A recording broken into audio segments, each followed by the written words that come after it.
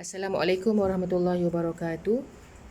Baik, sekarang ni saya nak kongsikan bagaimana untuk membuat shell face mask extender ni yang pattern ini, iaitu pattern shell bertingkat. Okey, kita akan kait sebanyak 4 tali air. Kemudian tu kita naikkan batang pinang 3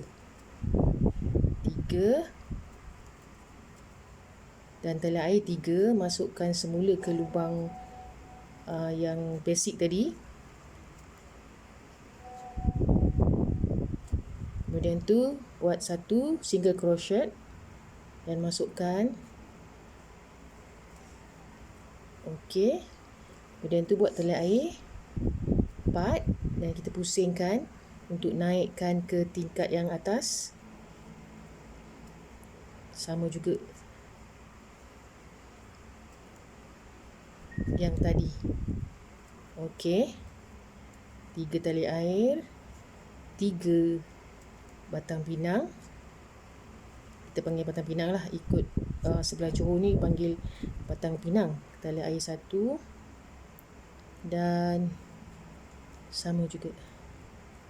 Okey, bagi mendapat saiz yang sempurna, kita ada 3 saiz, iaitu M, L dan XL. Kalau M, mungkin dia punya tangga ni 1, 2, 3, 4 ni sampai 7. Kalau L sampai 9 ataupun 10, dan XL kita akan jejak hingga ke 12 tingkatan. Baik, warna orange yang sebelum ini sebenarnya dah habis stok, dan sekarang ni saya sambung dengan warna orange yang lebih kurang, tapi kita kena samakan dengan yang sebelum ni. Maksudnya ada berapa tingkat ni? 1, 2, 3, 4, 5, 6. Jadi yang ini pun kita akan buatkan 6. 1, 2, 3, 4, 5, 6. Satu tingkat lagi. Okey, 2, 2, 3.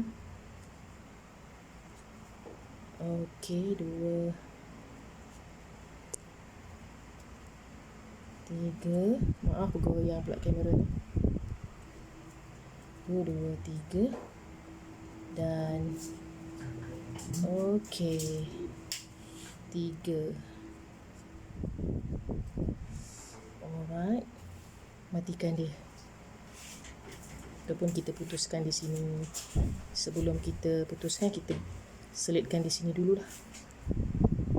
Ini untuk memastikan supaya dia tak tertanggal, dan kita kemaskan dia dengan dengan membuat satu crochet. Dan tinggal ini. Sini kita akan gunting dan kita akan jadi selesailah yang orange tadi. Sekian dulu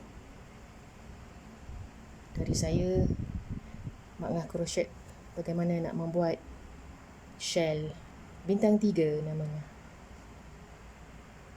Terima kasih, jumpa lagi.